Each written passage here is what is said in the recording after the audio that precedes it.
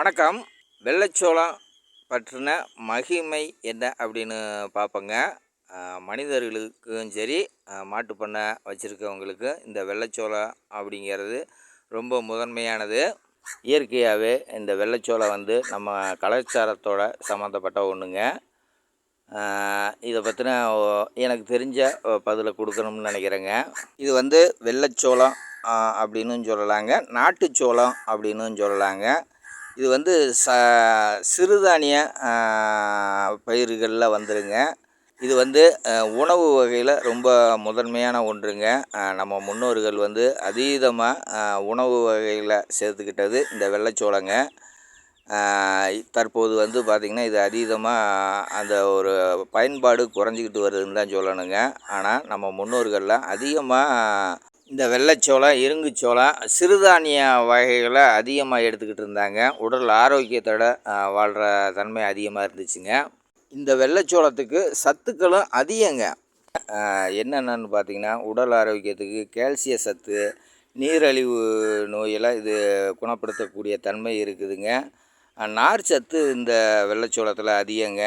உடல் எடையை குறைக்கிறதுக்கு இந்த வெள்ளைச்சோளம் நல்லா இருக்குங்க.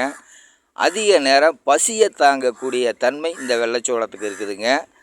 இரும்பு சத்தும் இந்த வெள்ளைச்சோளத்தில் நிறைய இருக்குதுங்க. இரத்த சோகை சம்மந்தப்பட்ட பிரச்சனைகளை சரி செய்யக்கூடிய விஷயமும் இந்த வெள்ளைச்சோளத்தில் இருக்குதுங்க. அதுவும் இல்லாமல் செரிமான பிரச்சனை எதுவும் இருந்தாலும் இதை சரி செய்யக்கூடிய தன்மை இந்த வெள்ளைச்சோளத்துக்கு இருக்குதுங்க. அந்தளவுக்கு முக்கியத்துவம் வாய்ந்ததுங்க இந்த வெள்ளைச்சோளம். தமிழர்கள் கலாச்சாரத்தில் ரொம்ப முதன்மையாக இருந்தது இந்த வெள்ளைச்சோளங்க. தற்போது இதோட பயன்பாடு குறைஞ்சிக்கிட்டு வருதுன்னு தான் சொல்லணுங்க. இப்போ பார்த்திங்கன்னா, அதீதமாக இதை பயிரிடும் தொழிலாக அதிகமாக யாரும் செய்கிறதில்ல. ஒரு சில மாவட்டங்களில் மட்டும் பயிரிடும் முறை இன்னும் நடந்துக்கிட்டு இருக்குங்க. பல மாவட்டங்களில் உணவு பயன்பாட்டுக்காக அப்படின்னு நடக்காமல் தான் இருக்குதுங்க. அதிகமாக மாடு கன்றுகளுக்கு பயிரிடுறது தான் தற்போது அதிகமாக நடந்துக்கிட்டு இருக்குங்க. உணவு வகை பயன்பாடு தற்போது குறைஞ்சிக்கிட்டு வருதுன்னு தான் சொல்லுவாங்க. ஏதோ ஒரு இடத்துல இது முதன்மையாக இருக்குமே ஒழிஞ்சு, நம்ம அன்றாட வாழ்க்கையில் பயன்படுத்தக்கூடிய உணவு வகை இல்லாமல் போயிடுச்சுங்க. நம்ம முன்னோர்கள்லாம் அன்றாட வாழ்க்கையில் உணவு வகையாக சேர்த்துக்கிட்டதுங்க இந்த வெள்ளைச்சோளமுங்க. இந்த நாற்று எதுக்காகனா, மாட்டுக்காகத்தான் இந்த பயன்பாட்டு முறையை செஞ்சுருக்காங்க. உணவு முறை பயன்பாட்டுக்கு இது செய்யலைங்க.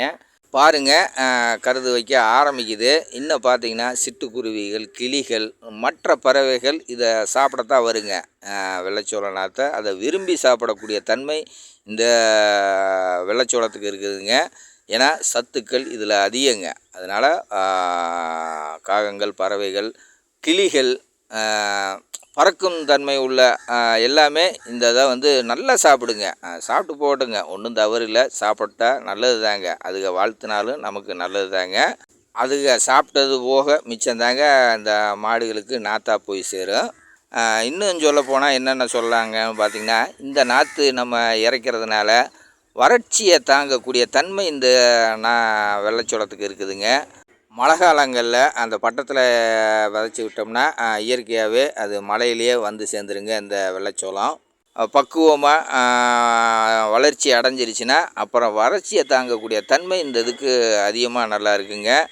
வறட்சி வேளாண்மைக்கு இது ரொம்ப உகந்ததுங்க இந்த வெள்ளைச்சோளம். இதோட பட்டம் பார்த்திங்கன்னா, ஆடி பட்டம் ரொம்ப முதன்மையான பட்டங்க.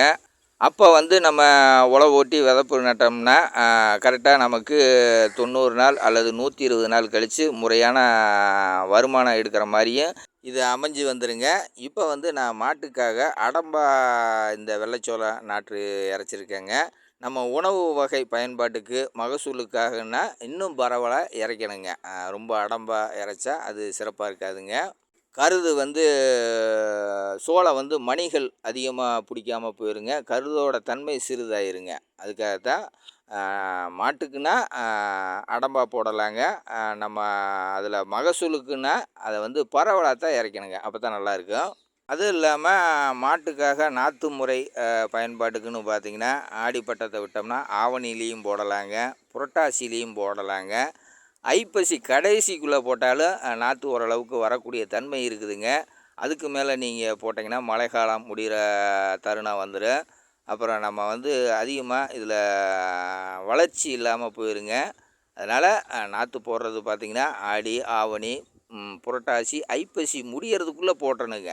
கார்த்திகை மாதம், மார்கழி மாதத்துக்கு மேலே போட்டாலும் அவ்வளவு சிறப்பு இல்லை அப்படின்னு தான் சொல்லுவாங்க. அப்படியும் போட்டிங்கன்னா தண்ணி கட்டுற முறையில் தான் போட்டால் தான் சிறந்ததாக இருக்குதுங்க. அது இல்லாமல் கோடை காலத்தில் சித்திரை மாதத்தில் இந்த வெள்ளைச்சோளம் நாற்று முதன்மையாக விதைக்கலாங்க. நம்ம எடுக்கக்கூடிய தன்மை அந்த கோடை காலத்தில் சித்திரை பட்டத்தில் நம்ம வச்சோம்னா நல்லாவும் இருக்குங்க. இந்த நாற்று பார்த்திங்கன்னா இப்போ தான் பால் பிடிக்கிற தருணம் வந்திருக்குங்க. கருது வெளியில் வர நேரங்க. நம்ம இதுக்கு முன்னாடி இந்த நாற்றை அறுத்து போட்டோம்னா அவ்வளவு சிறப்பு இல்லைன்னு தான் சொல்லுவேங்க. இது வந்து கரெக்டாக பால் பிடிச்சதுக்கு பின்னாடி அறுத்து போட்டால் நல்லா இருக்குங்க. அது இல்லாமல் வரத்தீவனமாக நம்ம வச்சோம்னா ரொம்ப சிறந்ததுங்க. இதுக்கு முன்னாடியே நம்ம அறுத்தோம்னா அவ்வளவு சத்தான உணவுகள் இல்லை அப்படின்னு தான் சொல்லுவேங்க. ஏன்னா அது இலை நாற்றா போயிடும், சலசலன்னு இருக்குங்க. மாடுகளுக்கு போட்டாலும் ஒரு சில நேரங்கள் கழிக்கிறதுக்கு வாய்ப்பு இருக்குது. அது முத்துனதுக்கு பின்னாடி அறுத்து போட்டு கருது வச்சதுக்கு பின்னாடி அறுத்தோம்னா சிறப்பாக இருக்குங்க. இது வந்து இப்போ தான் கருது வைக்க போகுதுங்க. இன்னும் அறுத்து போட்டோம்னா நல்லாயிருக்கும். இதை வந்து நம்ம வரத்தீவனமாக அறுத்து வச்சு இப்போ போர் முறையில் வச்சிட்டோம்னா மழை காலங்களில் இதை முதன்மையாக பயன்படுத்திக்கலாங்க. பசுந்தீவனம் இல்லாத காலங்களில் நம்ம முன்னெச்சரிக்கையாக இதெல்லாம் பயிரிட்டு நம்ம போர் முறையில் வச்சிட்டோம்னா வறட்சி காலங்களில் நம்ம இதை பயன்படுத்திக்கலாங்க. ஏன்னா போர் முறையில் வச்சோம்னா இந்த நாற்று வந்து அவ்வளோவா எந்த ஒரு பாதிப்பும் ஏற்படுத்தாதுங்க. அந்த அளவுக்கு இந்த வெள்ளைச்சோளம் ரொம்ப முதன்மையானதுங்க. பாருங்கள், நம்ம வந்து இதை வந்து இப்போ மாட்டுக்காகத்தான் அறுத்து போட்டிருக்கோம். ஏன்னா மாடுகளுக்கு நார் சத்து ரொம்ப முக்கியங்க, கேல்சியம் சத்து ரொம்ப முக்கியங்க, மருத்துவ குணங்களும் இதில் அதிகமாக இருக்குங்க. அதிக நேரம் பசியை தாங்கக்கூடிய தன்மை இந்த வெள்ளைச்சோள நாற்றுக்கு இருக்குதுங்க. இரும்பு சத்து இருக்குதுங்க, கேல்சியம், எலும்பு சம்மந்தப்பட்ட பிரச்சனைகள்லாம் இந்த வெள்ளைச்சோள நாற்றுக்கு வராதுங்க. மாடுகளுக்கு செரிமான பிரச்சனை இருந்தாலும் இது சரியாகக்கூடிய தன்மை இருக்குதுங்க. வெள்ளைச்சோளத்தில் அவ்வளோ முக்கியத்துவம் இருக்குதுங்க. நம்ம உணவு வகை பயன்பாட்டில் இப்போ குறைச்சிக்கிட்டு இருக்கோம். மாடுகள் இப்போ வந்து பார்த்திங்கன்னா மழை காலங்கிறதுனால பசுந்தீவனம் தான் அதிகமாக சாப்பிட்டுக்கிட்டு இருக்குங்க. இளந்தீவனமாக தான் சாப்பிடும். நம்ம வந்து பசுந்தீவனம் அதிகமாக இருக்குன்னு அதில் தான் காட்டில் தான் கட்டுவோம். பச்சை தீனியத்தை அதிகமாகவும் கொடுப்போம். இன்னும் வருங்காலங்களில் இந்த மாதிரி சத்தான உணவுகள் கொடுத்தா தான் நல்லாவும் இருக்குங்க. ஏன்னா தொடர்ந்து நம்ம பசுந்தீவனமாக கொடுத்துக்கிட்டு இருந்தாலும் நல்லா இருக்காதுங்க. மாடுகளுக்கு வரத்தீனியும் இந்த மாதிரி முதன்மையான தீவனமும் கொடுத்தா தான் சிறப்பாக இருக்குங்க. ஓரளவுக்கு இந்த வெள்ளைச்சோளங்கத்தை பற்றி சொல்லியிருக்கேன்னு நினைக்கிறேங்க. மாடுகளுக்கும் சரி, நம்ம உணவு பயன்பாட்டு முறையிலையும் இது எந்த அளவுக்கு முக்கியத்துவம் அப்படின்னு மீண்டும் ஒரு பதிவில் சந்திப்போம். நன்றி, வணக்கம்.